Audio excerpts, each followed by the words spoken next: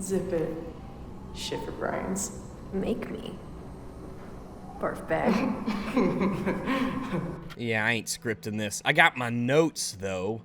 Oh, let's take a look.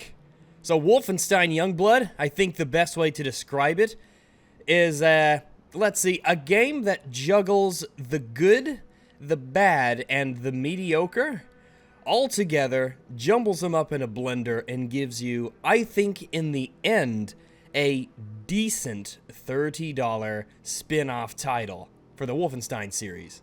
Already, the fact that I have not labeled this the worst game of 2019 or a terrible, lazy, horrible cash grab by Bethesda will no doubt put me on the poop list of many people. But I must be honest, and I think that this game, for all of its faults, and it does have immense failures, is overall not a terrible game, nor is it a terrible experience. I think most of what it brings to the table that is new to the series is done okay, neither well nor poorly. And while the gameplay core, that's the foundation of the game, is solid, it is all colored underneath the, I guess the veneer of having to play as protagonists and with a host of characters that are just awful. And I believe that is the lens that people will reasonably view this game with, though I think in some ways they allow it to ruin the good aspects. So you play as one of the two twin daughters of BJ Blazkowicz, either Jess or Soph. I chose to play as the short-haired blonde one, and I actually can't remember if that was Jess or Soph. I legitimately can't remember. Honestly, it doesn't even matter because the protagonists are going to have to be the first thing I talk about here because they sort of color the rest of the experience and drag what is, I think, otherwise a fairly decent game downwards. This is perhaps the game's greatest failure, and the one that is the most impossible to ignore. Jess and Soph are both completely interchangeable in all ways. They have practically no difference between them. They share identical personalities, very similar voices, the same accents, but that makes sense. They are essentially carbon copies of one another who are in all ways interchangeable between. In the game, they go through basically no development. They suffer no real hardship. They succeed in everything that they do. They are the best at killing Nazis that there ever was. They are unstoppable. They are the, dare I say, new Colossi. They crack jokes, they smile, they fart around, they give each other hand signs, they call each other names. Soph and Jess are just having a grand gay old time. And that is a huge problem for Wolfenstein Youngblood. Wolfenstein in the past had this Tarantino-like vibe where it straddled that fine line between fun, crazy gameplay with funny moments and this overarching, I guess, brooding, dark realization that we live in a world, in the Wolfenstein world, that Nazis have taken over. That we live in a place where Nazis are evil and they're cruel and they are very capable and evil and they do terrible things and commit horrible atrocities. And it's very likely because the Nazis are competent, they take over the world, at some point they might come in and kill you or characters that you care about. They are a force to be reckoned with, and combat is nothing that should be taken lightly. In Youngblood, Nazis are treated as jokes, are practically harmless. The game fails to make them seem threatening or competent in any way, despite how much you spend infiltrating their buildings and research labs and mechanical operations to see the depth of their war machine. It's one of many odd contrasts that you'll notice when you play Youngblood. You'll spend all this time in a scenario and in environments that are extremely immersive, that go to, I think, excellent lengths at showing the work and the effort and the intelligence and the determination of the Nazi powers. And then, at the same time, it says, don't worry, they're harmless, you can kill them without any issue. Not only that, you'll do it so easily that it's pretty much fun and enjoyable for the protagonists. They're wisecracking, they're telling jokes, they're having a grand time.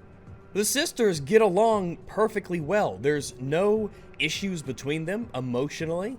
They are not really developed in any way. The game doesn't have really anything to say about the two. They're just besties, and they're great. I couldn't help but think about how interesting it would be. After all, you are the daughters of B.J. Blazkowicz, Terror Billy, the most feared Nazi killer in all of human history, the man who slayed Hitler. The man who brought the Third Reich to its knees in places, who ignited the global revolution against the Nazi powers. Imagine if that was your father. Imagine the shoes that you would have to fill.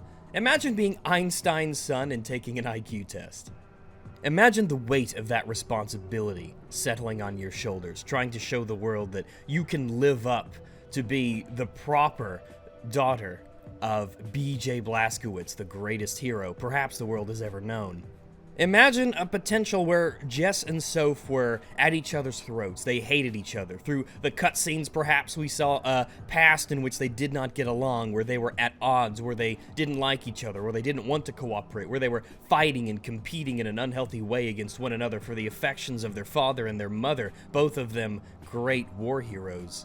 Imagine that the principal premise of the game, searching for a lost and MIA B.J. Blazkowicz, would be the tale that would unite them slowly but surely as they learn to put their differences aside and work together so that they could save their father, or at least find him. Perhaps they begin the game as disillusioned youths who do not understand the horrors of war or what the Nazis really are because they've never truly encountered fighting against them quite yet, but in the first mission they learn that this is a very serious, grim, and dark world, and very quickly the illusions in their head about the grandeur of fighting and the glory of combat quickly go away, and they cope with that in their own different ways.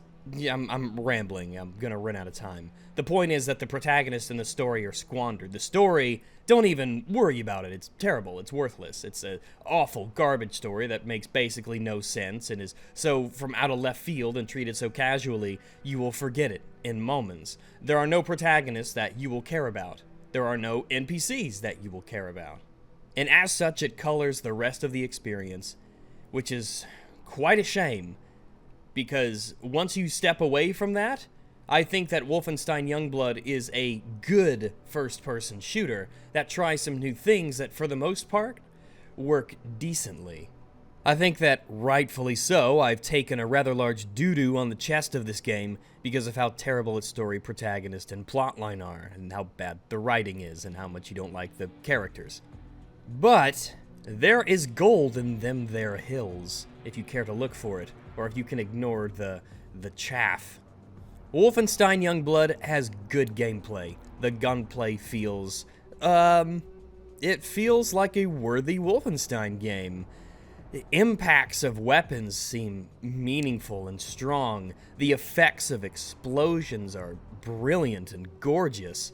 While some weapons sound anemic, many feel mighty and powerful in your hands. The way that enemies react to your bullets and gunfire is satisfying for the entire experience.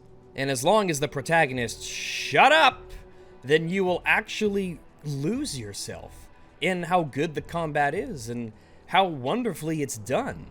The game, for me, ran very well, which I appreciated immensely. It really did help me enjoy the actual playing of the game.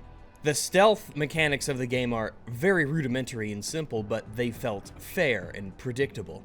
The combat was a cacophony of gun sounds and explosions and rifle reports and the blasts of scientific wonders of war that border the magical.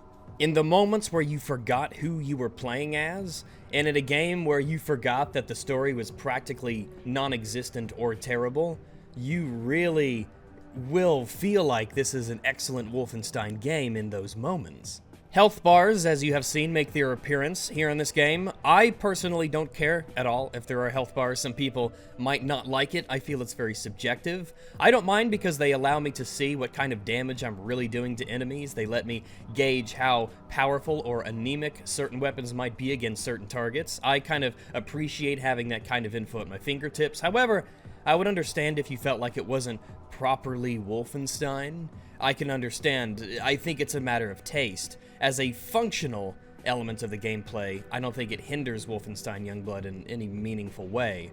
However, no doubt you'll notice that at the ends of certain health bars there are either lines or boxes. These indicate armor types that have to be overcome before you can get to the health underneath. Enemies have to be attacked with either, say, lighter weapons or heavier weapons in order to do proper damage to them.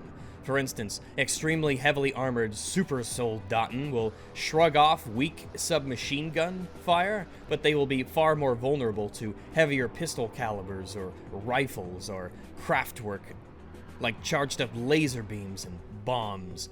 I think if you go along with the system in the game and use things for what they're supposed to be used for, you won't have too much of an issue with enemies that are bullet spongy in an unnecessary way. Most enemies will die fairly easily, but learning which weapons are more effective against what enemies certainly will help you to proceed as efficiently as possible. It is not an unusual element of video games in general to encourage the player to use their armory, essentially, for its most efficient purposes, prioritizing certain targets with certain weaponry so that they can be killed as efficiently as possible. I think in Wolfenstein it's a fairly well-done system, though I would have preferred it was less UI-related and more, perhaps, visually informative. All in all, I don't feel like this new change really hurt the experience, but I can see if people prefer an older style. But the quicker that you learn and adhere to the system that's in the game, the less frustration that you'll have. And it's not going to take you too long to realize that X weapon works best against Y enemy, and Y enemy is more resistant to B weapon. Cooperative elements, since we're talking about gameplay, are really non-existent. This game has absolutely no real purpose in being cooperative. The only purpose that I could really see there being here is a narrative and story-based one that's focused around the characters of Soph and Jess as they deal with, going through a war zone, killing Nazis. A traumatic and difficult thing for any adult to do, let alone a teenage girl who's never seen actual combat before. By pressing the T button, you'll give you and your partner a small health or armor upgrade, but that's really... No, that is it. That's the only actual gameplay mechanic that relates to the co-op. In fact, most of the co-op will be you waiting for your partner to hit a switch so you can both proceed through all the doors, because all the doors in Wolfenstein are, I guess for some reason now, designed for 2 people to be opened. 2 people specifically. Even playing with the AI, I didn't have any real issues. I was revived when I needed it. I didn't have to wait very long for the AI companion to catch up to me when I was waiting for a lever to be pulled. You will always have a partner in the game, even though you do have the option to play the game offline. Thank you. That is a much desired feature. But your sister-in-arms will be a constant mainstay of your gameplay experience. I didn't have an issue with her being stupid, but I was playing on normal difficulty, and I have a sneaking suspicion that if you bump the difficulty up higher, the AI perhaps won't be able to keep up and will frustrate you as she falters. However, on normal, do not fear the AI in this game. I didn't have much in the way of issues. The difficulty spikes, gameplay-wise, were few and far between. I only died once in the game, and that was with the final boss, but then after that I creamed him because I learned my lesson. The environments are gorgeous. In fact, I think that the greatest aspect of the game is just how much work and effort was put into making the Nazi-occupied New Paris of 1980 feel like a real and immersive set of locales that you'll traverse. It is an incredible strength of Wolfenstein Youngblood, just how excellent the level design is, I think, and how wonderful the look and the aesthetic of Nazi equipment and research stations and mechanical underbellies of zeppelins, how the tops of towers and the city streets and banners and lounges and libraries are all so well detailed and immersive. In fact, I think the environments and levels are so well done that it makes me angry how much this is squandered by an otherwise terrible premise and horrible protagonists. The game runs and looks amazing. The environments are gorgeous. The game reminds me of the cities of Dunwall and Karnaca from Dishonored 1 and 2, which makes sense since Arcane Studios had a hand to play in this game's development. There's a certain quasi-linearity to a lot of the levels that are open-ended, and there's a lot of apartments that can be crossed to get from one street to another, and different routes and things to jump over and go underneath. Levels certainly do seem more expansive than before, at least more able to be traversed in ways you might not instantly see. This is good because one weaker aspect of the game is that you will retread through areas to varying degrees depending on how much you want to grind, and the grind, luckily for me, was very little. I didn't have to spend much time at all doing otherwise side missions I would have ignored in order to boost my level and proceed with the main quest missions. The game took me 8.7 hours, according to Steam, for me to complete, and that was with cutscenes, meaning, shockingly, I have to praise Wolfenstein Youngblood for having a better gameplay to cutscene ratio than the new Colossus, which was about a third cutscenes, at least. I wouldn't worry too much about the grind of leveling up, because Wolfenstein does introduce with it a experience leveling up and sort of RPG system to its progression, which I don't think were done poorly at all. I don't think they were done excellently, but I think it's fine, like a lot of the new things it tries out. You will level up at a fairly generous rate. In my 8.5 hours, I leveled up to, I think, 35 or 37, something around there. As you level up, you will unlock upgrade points for your character, whichever one of the two that you choose, not that it matters, to increase your abilities further. You'll allow yourself to carry more grenades or do more damage with certain weapons, to increase the potency of thrown objects, to give you more mobility, to make your powers more potent. You won't be able to probably unlock all of the upgrades that are there to have during your gameplay session getting to the end, but I definitely felt like I was sufficiently powerful, even with my fairly minimal grinding, to complete the game. And I never felt like my weaponry was anemic against Nazis. Maybe once or twice I would stop and go and do a little bit more leveling up, a mission here or there, but I wouldn't worry too much on the threat of constantly doing Pokemon-style grinding over and over and over against Nazi forces. You'll use silver coins to unlock upgrades for your equipment and make them stronger and stronger and stronger as you go. These are gained through just picking them up in the environment or by completing objectives, leveling up, finishing missions. And I think you get them at a decent rate. You don't go too long in between at least choosing one upgrade for one of the weapons that you get. And there's about 10 or so different things that you can upgrade to some capacity, either through silver coin upgrades or through making your character better with experience. If you want to play the more linear missions, then the game does offer you the opportunity to replay them, which is appreciated. And if you care, the game also features daily and weekly challenges that you can complete, which will give you some extra rewards as well, though I didn't really ever do them. I just didn't care about them, and I did fine. They're very, very optional. God, almost 20 minutes, and I thought this would be brief. I just won't stop, will I? Wolfenstein Youngblood is a $30 spin-off game for the Wolfenstein series, and I think it is one that you will definitely get your money's worth out of in terms of hours. The gameplay is good, the environments are amazing, it runs well, combat is fun, and I think that the things that they try that are new are, for the most part, fairly inoffensively done. The game doesn't get political, there's no girl power or anti-male kind of attitude to the game, which originally worried me, but really, the protagonists would be terrible if they were guys. It's not a gender thing in Youngblood. It's just they're terribly written, awful characters that you can't relate to.